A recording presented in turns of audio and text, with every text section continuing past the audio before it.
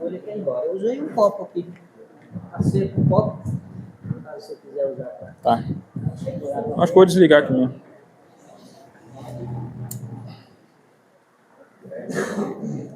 Som. Tá ligado? Seus ouvidos aí. Som, testando. Certo, Igor? Irmãos, estamos chegando para a noite, né? Boa noite a todos. Boa noite. Vamos continuar firmes e animados, porque após essa minha exposição ainda tem mais uma do Orival, né? Então vamos lá. Irmãos, primeiramente, agora nessa etapa, onde a gente vai trabalhar sobre o Tribunal de Cristo, eu queria apresentar para vocês, já que o sol já deu uma baixada, já está conseguindo enxergar melhor aqui, né? O mapa. O que eu queria apresentar para vocês? Quando o tema é escatologia, nós sabemos que o assunto é difícil, concordamos, irmãos? Complexo, né? Então, o que nos ajuda, uma ferramenta. Vou apagar a luz? Estou fazendo teste. Veio. Melhorou? É melhor? Então, irmãos, é difícil, é complexo. Uma ferramenta que nos ajuda na nossa linha dispensacionalista, pré-tribulacionista e pré-milenista, é o que a gente chama de plano divino através dos séculos. É um mapa, uma imagem onde tem várias ilustrações que tenta resumir as profecias bíblicas. Esse mapa foi feito há quase mais de 80 anos atrás. Eu vou dar um zoom aqui para falar brevemente sobre esse mapa. Nós vemos aqui que o autor desse mapa foi Neil Lawrence Olson, no dia 25 de março? 25 de março de 1943, na cidade de Lavras, Minas Gerais. Não sei onde fica essa cidade, né? Não sei nem se fica perto aqui. E então, o que acontece então? Este mapa, ele foi feito numa época onde não tinha computador. Esse mapa foi feito numa época onde os recursos visuais eram limitados. As ferramentas para edição eram limitadas. Então, o que esse rapaz bonito aqui na frente fez? Bonito, concorda com isso? Só minha esposa balançou a cabeça, gente. Ajuda aí. Então, o que eu e outros irmãos fizemos? Nós pegamos esse mapa antigo, né? Antigo no tocante à sua estética, e ao decorrer do tempo a gente foi aprimorando ele em etapas. Primeiro a gente foi aprimorando lá, quando ele mostra ali a dispensação da inocência, né? A criação, a gente foi melhorando todas as imagens desse mapa. Os irmãos conhecem bem esse mapa, né? Tem um ali em cima na cozinha, né? Um mapa que é bem conhecido por aqui, né? Os irmãos já conhecem. O irmão José Boixá Pinto, dentre outros, usaram muito esse mapa. Muitas pessoas se converteram em exposições desse mapa, né? Então a gente veio atualizando, né, esse mapa. A gente começou aqui pela inocência, consciência, e assim foi. E cada atualização que a gente fazia, a gente postava com uma edição. Por exemplo, essa aqui já é a edição 19 do mapa, mas aí tem todo um processo, né, que ao decorrer de 2 anos, a gente foi editando essas imagens, gerando elas por inteligência artificial, fui compilando elas no Photoshop, então a gente tem um mapa hoje totalmente atualizado. Corrigi coisas interessantes nesse mapa, sabia? Tinha um erro aqui, ó, grotesco, aqui no arrebatamento de Elias transladado. A imagem original que se tinha era Elias no carro de fogo. Mas não foi, irmãos. Elias subiu no rodamuinho, não foi no carro de fogo. Então, aí eu mudei a imagem, botei ali Elias sendo transladado, né? Eu corrigi também a passagem bíblica, que no original estava a referência errada, né? Esse mapa tinha alguns problemas com referências trocadas, onde era Mateus, algumas passagens estavam Malaquias, enfim. A gente corrigiu o que tinha para corrigir, acrescentou o que ficou melhor, e não foi só eu que fiz isso, né? Essa alteração, essas modificações, esse trabalho teve uma equipe por trás, né? E aqui eu até ilustrei a gente aqui, quem participou aí desse mapa foi o André Boixat, né? Foi um que nos ajudou muito mais para o final do mapa. O irmão Lucas, que é também lá da Casa de Oração da Buarque, né? O Ismael, que também é lá da Buarque, que me ajudou muito a revisar a ortografia. Eu sou péssimo com escrever, então eu fazia, ele corrigia a ortografia. Tem eu aqui, que eu me fiz segurando a caneta, bem bonito aqui, né? E tem o irmão também, Silvio Ximenes, que me ajudou também muito no início, foi um dos poucos irmãos que abraçou esse projeto comigo quando estava começando, né? Quando eu comecei esse projeto, eu mandei mensagem para muitos irmãos que conheciam de escatologia, né? Falando algumas coisas, uns nos responderam, outros não deram tanta atenção, mas o Silvio gostou, ele pegou, me abraçou, me ensinou, me mostrou, a gente foi quebrando a cabeça, algumas coisas a gente diverge, né? Assim como eu também diverjo, a gente tem divergências internas, o Orival também, né? A gente sempre tem divergências. Eu sei que tudo que eu falo aqui, tem gente que vai discordar, né? Porque existem divergências. Então, por mais que a gente tenha algumas divergências, os pontos principais são interessantes. Então, irmãos, esse mapa aqui, se você quiser ter acesso a ele, já na versão nova, você pode entrar em contato comigo ou com o Orival, e a gente arruma o link para você, ele fica armazenado no Google Fotos para fazer o download. Tem irmãos que pegaram comigo em PDF para poder imprimir mesmo, fazer mapa, né? Então, fique à vontade, é um material que eu não cobro nada por disponibilizar ele, certo? Então, meus irmãos, esse mapa chama Plano Divino através dos séculos. E aqui, irmãos, eu queria responder algumas perguntas que me fizeram, tá? Pelas folhas. Uma delas é com respeito ao Hades. A gente falou aqui sobre as ressurreições. Citamos o termo Hades. E me perguntaram, o Hades é um lugar físico ou é um lugar espiritual, ou é um estado de morte? E a resposta, irmãos, que quando a gente morre, não tratamos aqui de forma aprofundada sobre a tanatologia, ou seja, o estudo do que acontece quando a gente morre, para onde vai cada parte do nosso corpo, onde fica armazenado. Então, quando a pessoa morre sem Cristo, ela desce para um local chamado Hades. A gente vê isso lá em Lucas 16, certo? Na passagem do rico e Lázaro, né? E esse Hades, que tem uma parte maligna, onde fica armazenado em tormento ali essas pessoas ímpias, elas estão ali com suas almas, aguardando o momento da ressurreição delas. Então, se você hoje não tem Cristo e morrer, você vai descer para esse local de tormento e vai ficar ali já sofrendo até chegar no juízo final. No juízo final, você será sentenciado ao lago de fogo, e é no lago de fogo aonde vai ser lançado o Hades, aonde vai ser lançado a morte, onde vai ser lançado Satanás e seus anjos. Você vai sofrer nesse local chamado lago de fogo, que é descrito ali em Apocalipse 20, tá? Então, o Hades não é um local eterno, é um local provisório das almas ali aguardando a ressurreição. Me perguntaram também onde ficam as almas dos salvos aguardando a ressurreição. Você é salvo, morreu, para onde vai sua alma? Creio eu que fica já na presença de Deus. Tem algumas passagens que eu uso para afirmar isso, para amparar essa ideia. Você já sobe para a presença de Deus. Vai ficar lá no terceiro céu, certo? No terceiro céu, Paulo vê esse terceiro céu lá em 2 Coríntios 12, e lá a sua alma, eu fiz aqui uma ilustração de uma alma que está aguardando a ressurreição do corpo. Morreu hoje, é salvo, vai para o céu e espera a ressurreição do corpo. No arrebatamento, você será ressuscitado, um corpo glorificado, um corpo novo. Então, depois de ser ressuscitado e ter um corpo novo, aí você vai subir para o céu de novo, porque lembra que Cristo ele vem nas nuvens, ele não desce. Cristo ele vem para nos arrebatar, passa nas nuvens das nuvens. Os que estão vivos é arrebatado e transformado, e os que estão mortos, vem a alma deles nas nuvens, pega o corpo deles e sobe de novo. Certo? Isso acontece aí no evento da ressurreição. Tem muitas imagens aqui, não vai dar para a gente se aprofundar, mas tem aqui também, né? A imagem, por exemplo, as 4 etapas, né? Cristo é as primícias. Coloquei também a imagem aqui da igreja, né? Um irmão perguntou qual que era a referência bíblica de cada ressurreição. Tem aqui no mapa também, 1 Tessalonicenses para a igreja. Nós temos aqui a ressurreição das 2 testemunhas, que eu coloquei, né? Está ali em Apocalipse 11.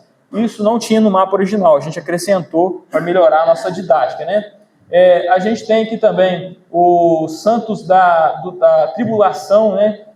Onde descreve a ressurreição deles é ali em Apocalipse 20, verso 4 a 6, né? Temos a ressurreição também dos ímpios, né? Os ímpios, eles ressuscitam para ser condenados, né? A ressurreição que acontece após o milênio. Então, irmãos, a pergunta sobre o Hades é um estado provisório. O céu é onde fica armazenado as almas dos crentes até a sua ressurreição. Essas perguntas foram respondidas? Então podemos prosseguir, certo? Então, Guilherme, você já falou sobre muitas coisas. Nosso irmão Orival falou aqui sobre o arrebatamento da igreja. Introduziu o arrebatamento, né, Orival? Só na introdução, E agora eu entendi porque tinha muita folha, né? O negócio é bem profundo, né? Eu estou sendo aqui muito superficial, irmãos. Ele está aprofundando muito mais que eu. Eu tento ser mais superficial, visto que o nosso tema é muito vasto, né? Senão não dá tempo da gente abordar muitos assuntos. Então, irmãos, deixa eu fazer uma pergunta para vocês. Não vai ganhar bombom. Qual que é o evento desencadeador? Qual é o próximo evento escatológico que estamos aguardando a qualquer momento? Arrebatamento, certo? Antes do arrebatamento, ressurreição dos corpos, no mesmo momento, coisa rápida, ressurreição dos corpos, num ato, num abrir e fechar de olhos, e o arrebatamento, certo? Então, o arrebatamento a gente chama de evento desencadeador. Por quê, Guilherme? Porque ele vai desencadear toda a escatologia bíblica, entende? Ah, entendi, Guilherme. Então, quando Cristo voltar, vai nos arrebatar, nos levar com Ele, prometeu vir nos buscar para morarmos com Ele eternamente, ficarmos com Ele eternamente. E aí, Guilherme, a gente vai subir de volta para o céu com nossos corpos transformados, certo? Certo, correto. E aí, o que a gente vai fazer no céu? Porque quando a gente for arrebatado, na terra vai acontecer o quê? Grande tribulação. Aquela que a gente falou que nunca houve e nunca vai acontecer. Uma grande tribulação está acontecendo na terra, enquanto os salvos da igreja, nós, né, que fomos transformados ou ressuscitados, vamos estar nos céus. E nos céus a gente vai passar por um tribunal. Vamos passar pelo tribunal de Cristo. Isso vai acontecer no céu. Chegamos lá no céu, todo mundo feliz, opa, chegamos aqui, né? Estamos juntos aqui no céu, graças a Deus, corpo novo, glorificado. Aí a gente vai passar pelo julgamento, o tribunal de Cristo. Então, duas pessoas perguntaram isso, sobre reconhecer pessoas, né, no estado eterno. Só que é o assunto que a gente vai tratar só em outubro, certo? Mas, não vou responder nada agora disso não, porque pode complicar. É porque, irmãos, tem perguntas que não são... Ó, aí, ó, tá vendo? Isso aqui faz parte da dinâmica, eu treinei com eles aí. Então, irmãos, tem perguntas que não dá para a gente dar uma resposta rápida. Não vai conhecer. Não vai conhecer. Aí precisa de tempo e eu não vou me arriscar aqui agora. E também porque o Orival tem um pensamento um pouco diferente do meu, para não dar conflito, entendeu? Aí eu não vou responder isso aqui agora. Mas então... não, vou arrumar confusão não, deixa quieto. Vamos permanecer na unidade.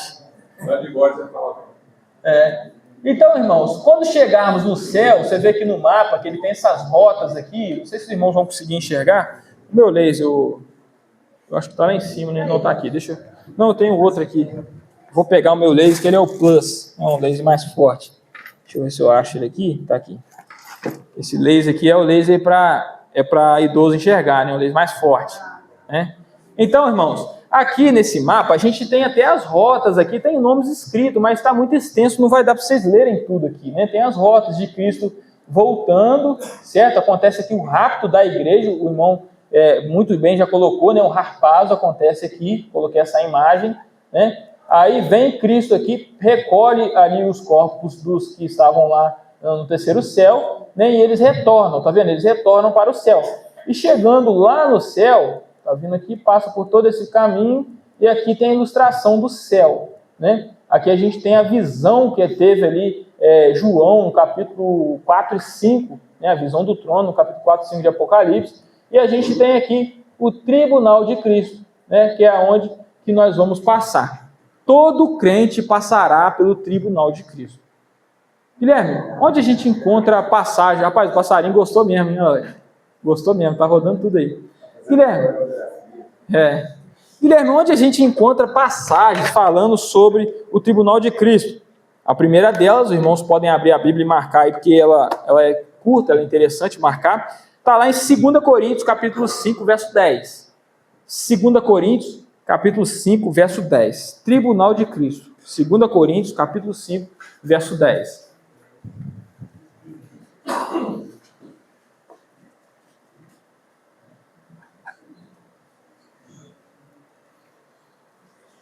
Que diz assim: porque é necessário que todos nós compareçamos diante do...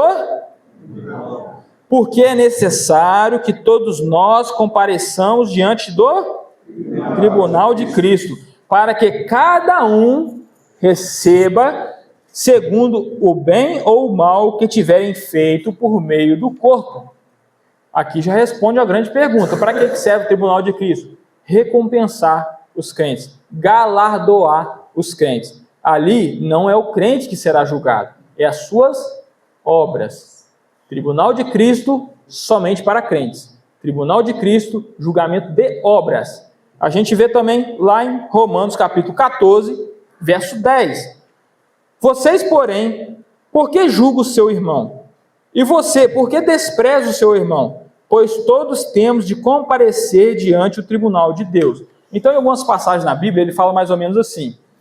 Como é que é o nome do irmão aqui? Osiel. Vamos supor que o Osiel ele está construindo um local de reunião para os irmãos. Por isso que o Hermelino já fez muito, né, Hermelino? Construindo um local. Vamos trocar de... Irmãos, esquece do Osiel. Pensa no Hermelino agora. Hermelino construiu ali o galpão, vamos supor assim. Aí, o que acontece? Eu chego e fico olhando o Hermelino, aquele sol quente, trabalhando lá, montando, embolsando. Eu começo a julgar a intenção do coração do Hermelino. Não, ele está fazendo isso para se aparecer. Ele está fazendo isso porque ele é interesseiro. Ele quer se mostrar para os outros. A Bíblia fala, não julguem essas intenções, porque essas intenções só serão julgadas aonde? No tribunal de Cristo. Então, quando você vê um pregador falando, ou alguém fazendo algo para Cristo, não julga a intenção dele. Julga o que ele falar. O que sair da boca dele você pode julgar. Mas agora, o que está passando no coração dele, isso você não tem como saber. Não, ele está fazendo isso porque ele é invejoso. Pode falar, irmão. Esse é o julgamento do mundo, não? Não, a gente vai explicar isso já. Certo? Então, não julguem antes do tempo, porque todos nós vamos comparecer diante do tribunal de Cristo, onde as nossas obras serão reveladas. Todas as nossas obras e intenções serão reveladas nesse dia. Quando a gente vai lá para 1 Coríntios, capítulo 4, verso 5, deixa eu pegar minha Bíblia aqui. 1 Coríntios, capítulo 4, verso 5.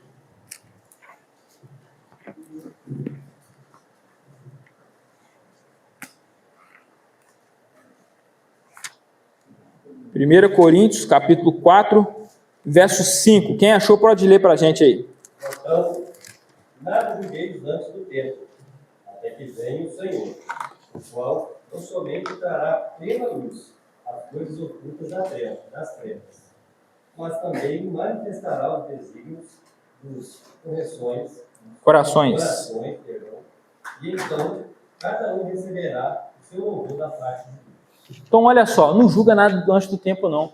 Mas nesse julgar nada, igual acontece, eu não julgar nada, não, o irmão está falando um monte de coisa lá, eu não posso julgar o que ele está falando, não posso corrigir, não posso defender a palavra de Deus. Claro que pode, irmãos. Esse contexto aqui é a intenção do coração, porque no tribunal de Cristo, o que está na intenção do coração daquela pessoa, quando ele fez aquela atitude, vai ser revelado. Aonde? Tribunal de Cristo. Então, não precisa julgar a intenção, porque Cristo já vai fazer isso por você, tá bom? Não precisa ficar, esse cara está fazendo isso porque ele tem inveja, não está fazendo isso porque ele é orgulhoso, não está fazendo isso, entendeu? Deixa para Cristo julgar, filho. Ele tem um melhor critério, ele conhece o coração melhor que você, certo, irmãos? Então, tribunal de Cristo, julgamento das intenções, das obras do crente. A gente vai olhando aqui e pode pensar, né? Algum de nós podemos pensar assim: poxa, Deus é justo? Ele vai dar a mesma coisa para todo mundo na eternidade? Resposta é que não. Todos que aceitaram a Cristo como Salvador, confessaram, realmente se arrependeram, verdadeiramente são convertidos, fazem parte da igreja, receberam o Espírito Santo. Todos esses vão ser salvos? Sim. Achei que eles não iam responder errado, hein? Todos esses vão ser salvos, certo? Mas todos teremos as mesmas coroas, ou os mesmos galardões? Não. Sabe por quê, irmão? Porque isso é injusto. Vamos supor que o Hermelino ficou ali no sol quente todo dia. Senhor, quero te glorificar, eu vou trabalhar aqui nesse tempo, vou levantar, vou construir isso aqui. A mão do rapaz é grossa, gente, tadinho. Toda vez que eu aperto a mão dele é grossa pra caramba, né? Ou o Orival, estou dando exemplos, tá, irmãos? Não precisa levar para o pessoal, não. Dando exemplos. Não, o Orival ficou um maior tempão estudando a palavra de Deus para trazer esse ensino. Não, a irmã deixou de fazer o que ela gostava para fazer algo que agrada a Deus. O irmão tirou o dinheiro daqui e aplicou na obra de Deus para agradar a Deus, com a intenção de agradar a Deus. Aí você vai, não faz nada pela obra de Deus, preguiçoso, esquentador de banco, não prega um evangelho, não testemunha, não lê a Bíblia, não pratica, não ora, não faz nada. Aceitou Cristo, vai ser salvo. Mas você acha que esse cara que trabalhou tem que receber a mesma coisa que você? Não fez nada? Só vai ligando o fogo, irmão. Vai chegar na cabeça e aí cheira a cabeça e Então, irmãos, o Sabe tribunal... o que é? Só lembrando aquele irmão lá na igreja, só contando para os irmãos, morreu um irmão da igreja lá. Estava lá o corpo no caixão, chegou outro e falou assim, tá aí um que não fez nada, Paulo. Tem uma história dessa aí, né? Mas então vocês estão vendo qual é a necessidade do tribunal de Cristo? Esse julgamento de obras tem que acontecer. Você tem que ser recompensado pelas obras boas que você fez, com as intenções corretas. Guilherme, o que você fala de galardão? O que é isso aí? Galardão, meus irmãos, galardão é recompensa ou reconhecimento dado aos crentes por sua dedicação e fidelidade ao Senhor. São recompensas dadas ao crente pelo aquilo que ele fez pelo corpo. A gente viu isso aqui, né? A gente não vai ler essa passagem porque ela é um pouco extensa, mas eu ilustrei ela aqui, né? É a passagem lá de 1 Coríntios. Nesse mapa, irmãos, é muito fácil também para quem ministra, porque eles trazem aqui as passagens bíblicas, né? Bem revisada, bem compreendida, coloquei só as melhores, né? Fiz um negócio que facilita para a gente. Aqui eu ilustrei o que está descrito ali em 1 Coríntios 3, de 9 a 15. Porque lá ele fala que existe uma base, um fundamento que é Cristo. E tudo que a gente faz ou pratica, a gente meio que, de certa forma, está construindo, edificando sobre o fundamento que é Cristo. Nós, os crentes. Então, aquelas coisas que você faz com a intenção de se engrandecer, você recebe galardão? Não. Você não recebe. Se eu estou aqui hoje, passei por tudo que passei para estar aqui para falar para vocês, e estou com a intenção de me engrandecer aqui, no céu eu não tenho galardão disso aqui não. Alguém pode pensar assim, nossa, esse menino aí deve ter estudado muito, não tem nada. Será que a minha intenção é correta? Será que a sua intenção de estar louvando lá na frente, ministrando, a sua intenção é a intenção correta ou se você quer somente se aparecer? Porque se for essa a intenção, você já recebeu o seu galardão. As pessoas já olharam para você, já te exaltaram. Esse aí é a sua recompensa terrestre. Mas aqueles que fazem com a intenção de glorificar o nome do Senhor, esses vão receber esses galardões que vão servir para a eternidade. E lá ele dá exemplos de 3 materiais que são materiais inúteis. Quando você constrói, faz ações em cima da base que é Cristo, ele fala lá que vai ter materiais de madeira, feno e palha. Você fez uma obra com intenção ruim, com a intenção que não é correta, essa obra é reputada como madeira, feno e 3 coisas. Madeira, feno e palha. Quais são as 3 coisas? Madeira, feno e palha. Muito bem. Agora, quando você faz obras com as intenções corretas, você vai receber, é como se você construísse usando os materiais de ouro, prata ou pedras preciosas. Então, mais uma vez, eu vou perguntar, quando você faz coisas para o Senhor com a intenção correta, quais são os materiais que 1 Coríntios descreve para isso? Ouro, prata, pedras preciosas. Muito bem. Onde está isso, Guilherme? 1 Coríntios 3, tá bom, irmãos? Todas as ilustrações desse mapa são baseadas na Bíblia. Nenhum a gente tirou do bolso, né? Tirou da cartola, certo? Então, irmãos, quando chegar ali durante o tribunal de Cristo, o que vai acontecer? Vamos lá, vamos encenar aqui. Fui arrebatado. Corpo glorificado. Primeira coisa que eu vou ver, eu vou me olhar no espelho para ver se eu estou melhor. Mas não liga para essas brincadeiras, não. O irmão vai ficar bravo comigo. Isso não tem na Bíblia não, tá, irmãos? Eu estou brincando só para os irmãos distrair, né? Mas chegou lá no tribunal de Cristo, é como se eu chegasse com todas as minhas obras assim, ó, pesada, bastante obras, colocava em cima daquele fundamento lá, botei, tá aquele montuado. Obras que eu fiz com intenção boas, intenções ruins, todo tipo de obra. Aí é como se Cristo, ele provasse pelo fogo essas obras. É como se ele ateasse fogo nisso. Aí esse fogo vai queimar, e o que for madeira, feno e palha, o que vai acontecer com eles? Vai acabar. Não é isso? Aí o passarinho pousou até na cabeça daí, mas o passarinho tá bom mesmo.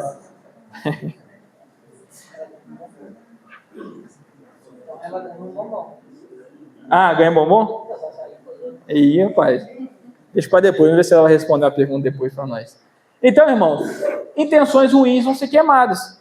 Aí, naquele montante lá, quando passar o fogo, o que vai restar desse montante que vai ser provado pelo fogo?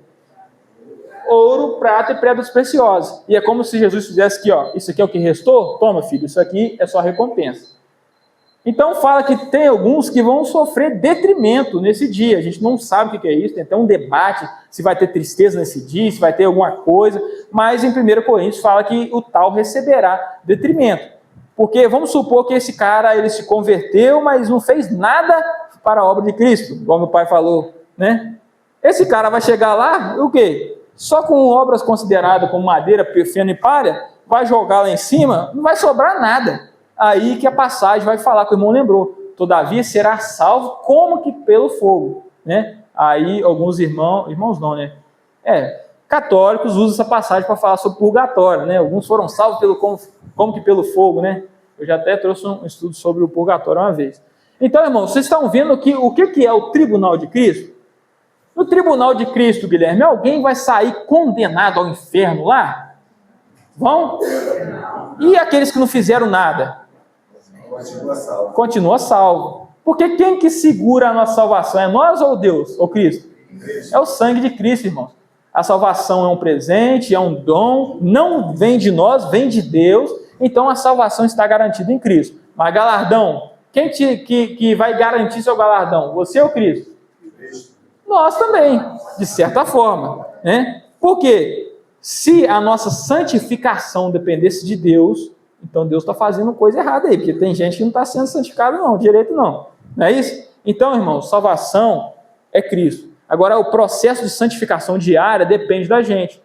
Eu tenho vontade de fazer, mas eu não faço porque eu vou agradar a Deus. Eu tenho vontade de fazer isso, de aquilo, mas não faço porque quero me santificar, né? E é uma luta diária nossa, né? Às vezes a gente ganha, às vezes a gente perde, é um cabo de guerra. E essa luta vai acontecer até sermos glorificados. Pode falar. Então, primeiro que salvação realmente não se quer. Uma vez salvo para sempre, mas não se quer. Isso. Rapaz, é um negócio que é complicado também. Eu não queria entrar nesse ponto, não. Irmãos, eu tenho que ser aqui humilde, não posso ter arrogância de falar que eu sei tudo, irmão. Não sei tudo. Tem pontos que a Bíblia não explica e tem pontos que eu ainda não sei. Certo? Eu tenho a humildade de falar isso aqui, porque é um processo, irmãos. Aprender a Bíblia é um processo, não existe especialista. A gente vai aprendendo com o tempo, né? Há 2 anos atrás, quando eu vim aqui, acho que tem 2 anos, né, que eu vim cá, eu estava de um estado. Hoje eu já aprendi mais coisa. Mas olha a quantidade de tempo que tem o Orival estudando. Quantos anos mais ou menos que você estuda escatologia? Escatologia, uns 12. 12 anos. Eu tenho no máximo aí 3 anos e meio. Você quer realmente que eu com 3 anos e meio consiga ter a mesma coisa que o Orival? Não tem como, então é um processo. Tem coisas que eu vou absorver, a gente de modo geral vai absorvendo e vai tendo respostas melhores. Mas quanto a isso eu vou me silenciar, pode ser, irmão? Na próxima vou estudar mais e quem sabe eu consigo, né? Então, irmãos, galardões depende das suas obras. As obras é importante? Fazer boas obras é importante, irmão? Sim. Para salvação é importante? Não, salvação não depende de obras, mas para galardão sim. Ok? Na Bíblia tem diversas passagens falando que nós devemos fazer boas obras, né? A própria passagem lá em Efésios 2, verso de 8 a 10, quando fala que a salvação não vem das obras, no verso 10 ele fala que nós temos que trilhar um caminho que o Senhor predeterminou para nós, né? Mais ou menos que fala ali no verso 10 de Efésios 2, não é isso? Então, tribunal de Cristo, vai sair alguém condenado? Não. Ímpio passa por esse tribunal? Não. Quem recebe galardão é os salvos. Se você quer ter muito galardão, meu filho, trabalhe. Entendeu? Você não sair de lá só com cheirinho de queimado, né? De mão vazia. E também, irmãos, tem algumas coroas. Tem algumas coroas. Pode falar. Fogo literal ou simbólico? Alguém pergunta se é fogo literal ou simbólico. Totalmente simbólico, né? Cremos nós que é simbólico. Porque, irmãos, olha só, João viu muitas coisas no céu que ele não conseguiria descrever com palavras humanas. Então ele teve que usar coisas que a gente conhece, como fogo, esses materiais, né? Não pense você que vai ser literal, se chegando com um monte de madeira, ouro lá, né? Não vai ser de forma literal assim. Entendeu? Isso aqui é uma coisa, é uma tradução de uma forma, de uma língua celestial para uma língua humana, para que a gente entenda. Porque a gente sabe o que são esses materiais, a gente sabe o que acontece quando pega fogo, a gente conhece esses materiais aqui. Então os irmãos estão conseguindo compreender melhor. Então a Bíblia trabalha muito assim, né? É literal. O que é literal? Literal vai ser que nós vamos ser julgados, nós vamos passar pelo tribunal de Cristo, mas o que pode ser simbólico? É a questão do fogo, é a questão dessas coisas que é descrita ali em 1 Coríntios. Certo, irmão? Então, irmãos, tem galardões que a Bíblia escreve que são coroas. Recompensas que nem todos os crentes vão receber. Nem todos os crentes vão receber essas coroas citadas ali. Quando a gente analisa a palavra de Deus, a gente vai encontrar 4 coroas descritas. Alguns vão dizer que é 5. Se der tempo, eu vou falar porque que eu não considero a coroa de júbilo citada lá em 2 Timóteo, eu acho que é essa passagem, 1 Tessalonicenses 2, né, cita lá a coroa de júbilo. Eu não considero ela uma coroa do mesmo tipo dessas, né? E se der tempo eu explico por quê. Mas então nós temos 4 coroas. Agora, eu quero chamar aqui aqueles irmãos que vão participar da nossa dinâmica e não vai ganhar bombom. Eu vou chamar aqui, quem que eu vou chamar aqui na frente? Dona Márcia, vem cá pra gente. Eu falei que eu ia chamar você, né? Zé Carlos, você já veio? Já foi? O irmão lá de trás, o último lá, pode vir aqui na frente? Pode vir. Orival? Orival, estão querendo chamar você. Vem cá então. Apontaram o dedo pra você aí. Vem cá você também. Eu não sabia que tinha horário dos bonitos. Deixa eu ligar aqui que eu saiu ali, né? É nesse caso aqui? Pode ser. Quanto desse então? Então, irmãos, quantas coroas nós temos na Bíblia? 4. Então, além de você receber esses galardões, vai ter algumas honrarias diferenciadas, que são as coroas. Aí eu até fiz aqui as coroas, né? Os irmãos não vão escandalizar, não, né? Mas eu fiz aqui as coroas. Então, é mais ou menos assim, ó. Vamos brincar, vamos fazer o de conta aqui agora. Vamos fazer de conta que eu sou Jesus. Vem cá, meu irmão, como é que é o seu nome? Douglas. Vem cá, Douglas. Ô, Douglas, vamos supor que você ganhou a coroa da vida, Douglas. Bota a coroa da vida, Douglas. Vai ficar mais bonito. E Guilherme, calma aí. É o contrário, né? Assim, me parecendo um índio. Ô, Guilherme, mas coroa não tem que ter aquela, né, de ouro, essas coisas assim? Irmãos, quando a Bíblia cita coroas para honra, para galardoar os santos, o termo usado ali no grego é Stéphanos. Stéphanos diz respeito a uma coroa de louros e não a coroa daquela de rei, né? Então a imagem original que está no mapa é de coroa, como se fosse aquela de rei mesmo. Só que depois eu alterei isso, né, por conta desse conhecimento que eu adquiri. Que as coroas, elas são como espécie de coroas de louros. Coroas que aqueles atletas recebiam, né, na Grécia. Então, eram feitas mais ou menos de folha. Então, a gente tem aqui, como é que é o nome? Não? Douglas. O Douglas chegou lá no Tribunal de Cristo, recebeu o seu galardão, só que você recebe a coroa da vida, Douglas. Sabia que existe uma coroa da vida? É citado em Timóteo e em Apocalipse. Para quem, Guilherme, que é dado essa coroa? Não. Fiel é a pessoa que morreu pelo nome de Cristo. Ela não negou a Cristo até o fim. Porque quando você lê essas passagens, irmãos, vocês podem compreender, tá? Eu vou dar um zoom aqui para vocês poderem ver, né? Tem em Tiago 1 também, verso 12, mas tem essa de Apocalipse 2:10, né? Então a coroa da vida é dada àquele que foi fiel até a morte. Então tem muita gente aqui que não vai morrer por conta do nome de Cristo. Vai morrer de morte natural, certo? Podem ter amado muito o Senhor, mas não vão passar por esse momento, graças a Deus, né? Todos aqui vão receber a coroa da vida? Não, porque a coroa da vida é uma honra dada a esses mártires. Estão entendendo? Então, se um dia um cara chegar para você assim, meu amigo, você confessa ou você nega, eu te mato. Você vai me olhar com essa cara aí? Aí você fala assim, não, eu confesso a Cristo como Salvador, não nego, pum, matei ele. Ele vai receber a coroa da vida. Então, nem todos vão passar por essa situação. Então, você recebeu a coroa da vida, deixa eu pegar aqui, peraí, a outra parte da dinâmica está aqui, né? Coroa da vida, aqui, ó. Vai para aquele lado de lá. Você já passou pelo tribunal de Cristo, parabéns para você, tá? Ganhou muitos galardões. Lê aí para nós aí, só o primeiro versículo. Tá aqui atrás aqui. Isso. Tiago 1:12. Bem-aventurado é aquele que suporta com perseverança a provação, porque depois de ter sido aprovado, receberá a coroa da vida, a qual o Senhor prometeu aos que amam. E o outro de baixo, Apocalipse 2:10. Não tenha medo das coisas que você vai sofrer. Eis que o diabo está para lançar algum de vocês na prisão, para aquele que vocês sejam postos à prova, e passe por uma tribulação de 10 dias.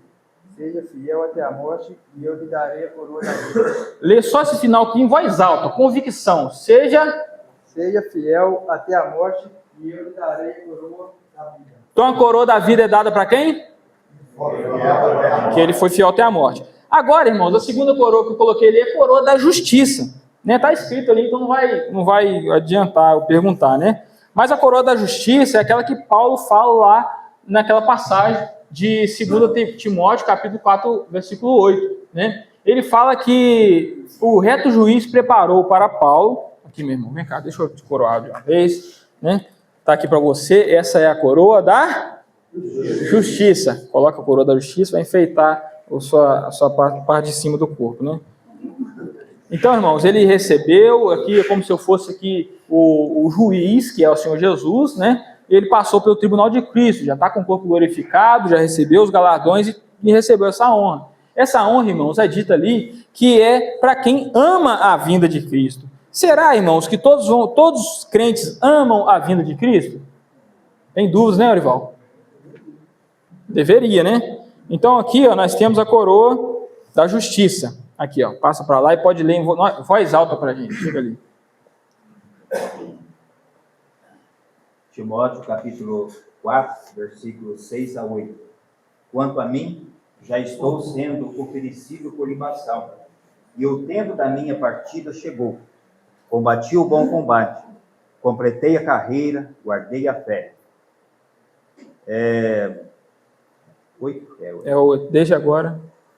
Desde agora me está guardada a coroa da justiça. Coroa da? Justiça. Paulo falou que o que estava guardado para ele?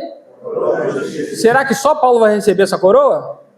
Não. Continua lendo. Que o Senhor, reto juiz, me dará naquele dia, e não somente a mim, mas também a todos os que amam a sua vinda. Isso. Então você, aquele irmão que ama a vinda do Senhor, você vai receber essa honra, a coroa da justiça. Né? Nós temos ali mais uma coroa que a gente encontra na palavra de Deus, que é a coroa de glória. Casou certinho com você. Por quê, irmãos? A coroa de glória é dada àquele presbítero, aquele pastor que pastoreou com retidão as suas ovelhas. O rebanho do Senhor, né? Porque pastor não tem ovelha, a ovelha é do Senhor, do Supremo Pastor. Né? As ovelhas não são dele, né? Alguns pastores falam assim, não, as minhas ovelhas aí, ó. Não, as ovelhas é do Senhor. Né? Isso a gente vê ali também. Então, se você, pode chegar, meu irmão, chega para o tribunal de Cristo, já recebeu suas recompensas, coloque aqui a coroa de glória, né? Essa coroa ficou boa para você, hein?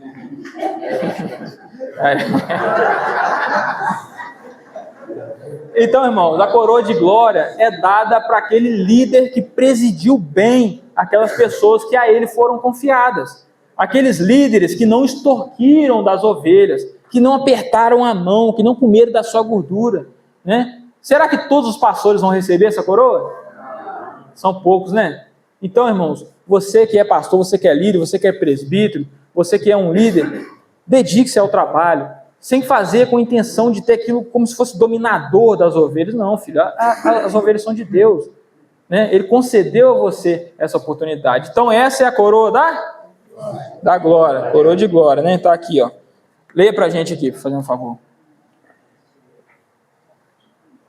1 Pedro, capítulo 5, versos 2 a 4. Aos presbíteros, peço que pastoriem o rebanho de Deus que há entre vós, não por obrigação, mas por espontaneidade, como Deus quer, não por ganância, mas de boa vontade, não como dominadores dos que lhe foram confiados, mas sendo exemplos para o rebanho. E quando o Supremo Pastor se manifestar, vocês receberão a coroa da glória, que nunca perde o seu brilho. Isso aí. Então a coroa de glória é dada a quem? Isso. Ao pastor, ao líder, que é um servo fiel. Pode falar, meu. Você identificou as duas primeiras e a outra diferente. Essa aí é igual às duas primeiras? Não, são coroas distintas. Porque, pelo que a Bíblia descreve ali, como eu falei, não são todos que receberão essas coroas. Né?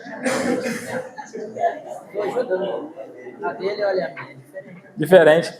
É porque, irmãos, aqui também, de forma visual, eu diferenciei as cores delas, né? Mas é só para ser mais didático, não é que vai ser daquela forma ali, tá, irmãos? A gente está tentando ilustrar algo que a gente nunca viu. A gente não sabe como é que é esse negócio, né? Então é apenas uma ilustração ali. Então nós temos ali, então, coroa da vida e glória. Agora nós temos a última coroa. Aqui, ó. Essa vai combinar com a senhora, dona Marta. Agora nós temos a coroa incorruptível. Coroa incorruptível é citada ali em 1 Coríntios, capítulo 9. Pode ler para a gente, dona Márcia? Passou pelo tribunal de Cristo, recebeu a sua honra. Vocês não sabem que os que correm no estádio, todos, na verdade, correm, mas um só leva o prêmio? Corram de tal maneira que ganhem o prêmio. Todo atleta em tudo se domina, aqueles para alcançar uma coroa corruptível. Nós, porém, a incorruptível. Ou seja, irmãos, aqui nós vemos uma coisa importante. Quando aquele atleta está lá nas Olimpíadas correndo, lutando para ganhar ou uma coroa de louros, ou uma honra, ou uma medalha, aquilo, passando um tempo, aquilo se desfaz, não tem valor nenhum. Mas agora, quando você trabalha para a obra do Senhor, você vai receber uma coroa que é incorruptível, uma coroa que não vai se desfazer com o tempo, né? E isso a gente vê.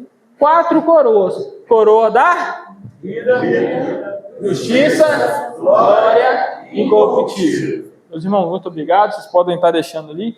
Eu sei que vocês gostaram da... 1 Coríntios, capítulo 9. 24 e 25. Sei que vocês gostaram da coroa, mas... tem que devolver. Na próxima eu trago mais bombom, né? Que aí eu vou entregando para todo mundo, né? Então, irmãos, até aqui, tem alguma dúvida quanto ao tribunal de Cristo? Não, eu acho que deu para entender bem, né? Guilherme, então tá bom. Para que vai servir o galardão?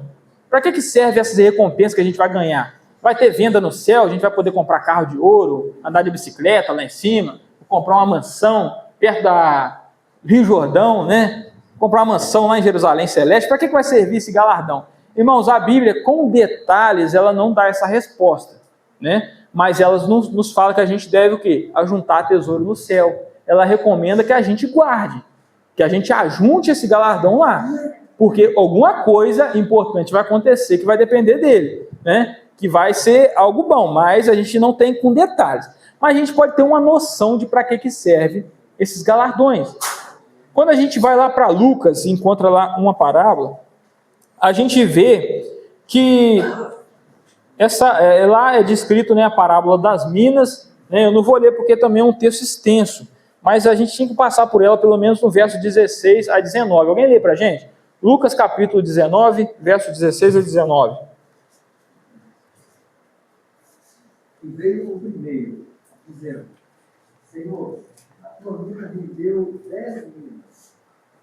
E ele disse: Bem está, servo bom, porque no mínimo foste fiel, sobre 10 cidades terás autoridade. E veio o segundo, dizendo: Senhor, a tua mina rendeu 5 minas. E a este disse também: Se tu também sobre 5 cidades. Então, irmão, se a gente pode pegar essa parábola e aplicar dessa forma, a gente vê então mais ou menos assim.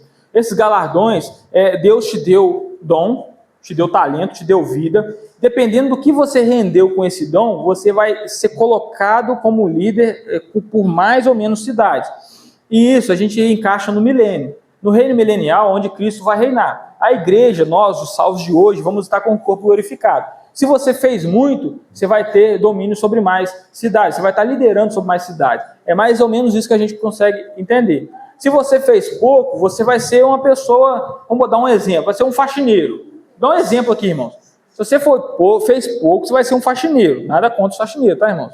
Se você fez muito, você vai ser um presidente de um país, a governar a nação. É mais ou menos assim que a gente pode tirar dessa passagem. Mas veja que não é uma coisa muito clara, muito direta, né? É o que a gente tira. Tem também Apocalipse capítulo 2, né? Que acho que eu não lembro se é o 2 ou o 3, que vai falar que pessoas vão reinar sobre as nações, né? Essas pessoas vão reinar com Cristo com cedro de ferro. Então a gente entende que o galardão ele pode servir para o milênio, vai determinar se você vai ter uma posição mais elevada ou mais baixa dentro do milênio, né? E a gente vê também uma coisa interessante lá em Marcos capítulo 10, verso 42 a 44.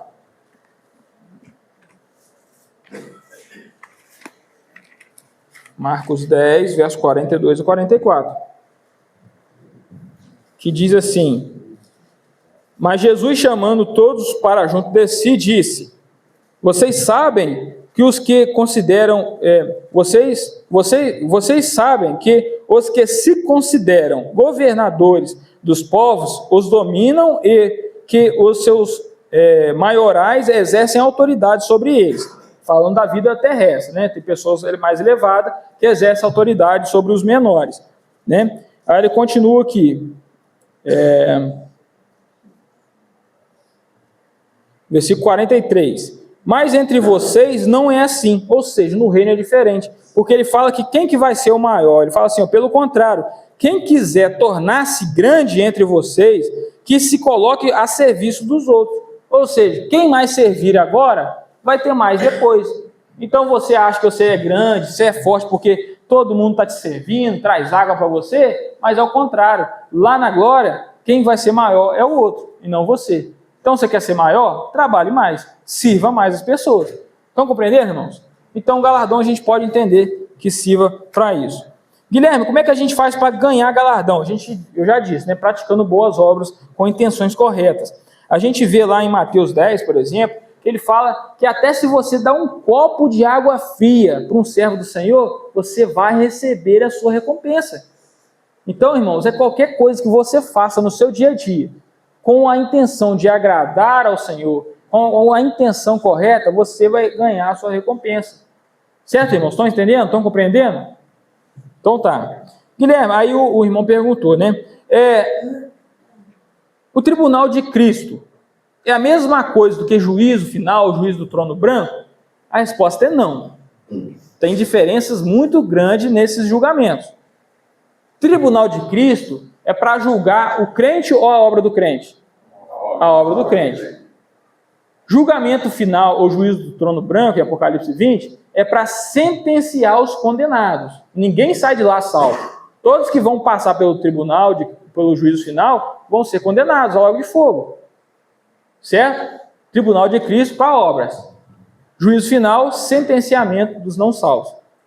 São para pessoas diferentes, tem um público diferente, são em momentos diferentes. O tribunal de Cristo acontece quando? Após o arrebatamento da igreja. Agora já o juízo final acontece depois do milênio, são em momentos distintos da história. Pode falar de Ibrahim?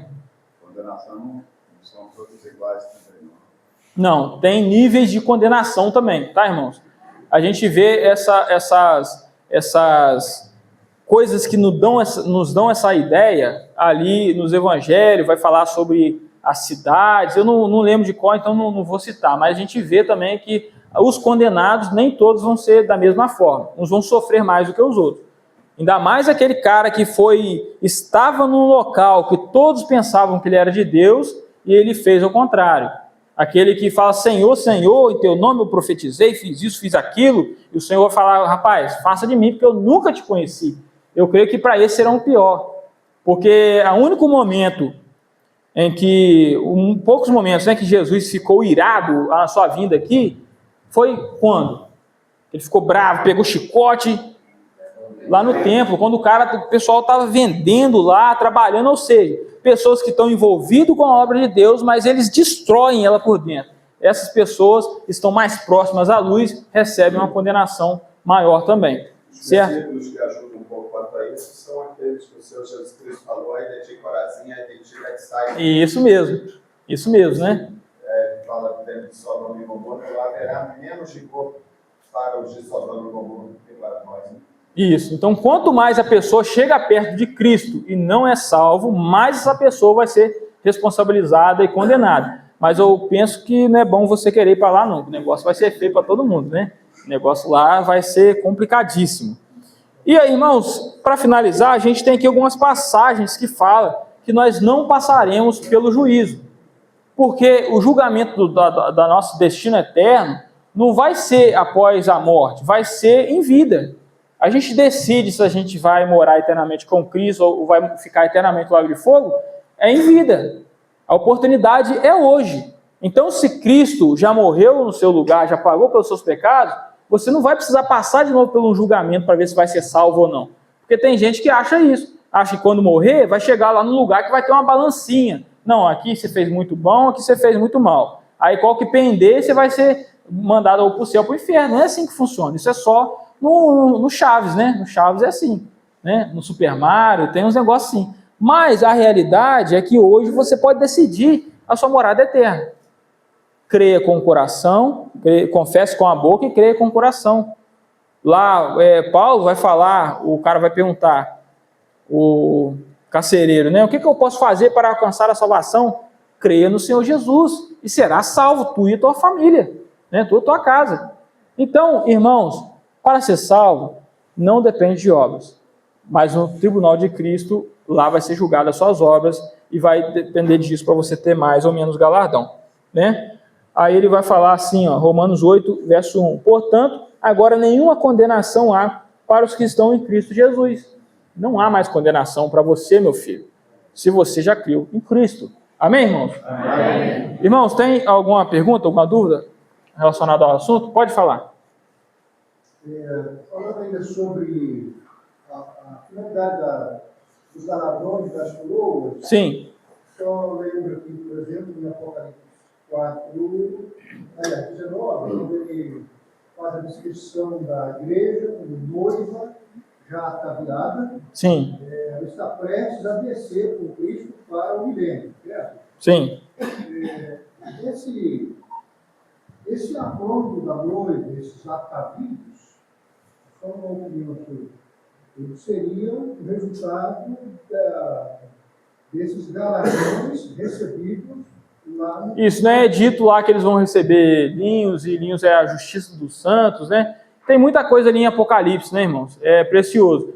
Mas a gente não tem uma definição correta de, não, esse linho aqui vai ser para esse tipo de galardão, ou nada desse tipo assim. O tribunal de Cristo é o lugar onde cada cristão recebe... Galardoado, isso aí. Galardoado. Nesse sentido, a igreja estaria sendo ataviada, preparada, adornada para o Cristo.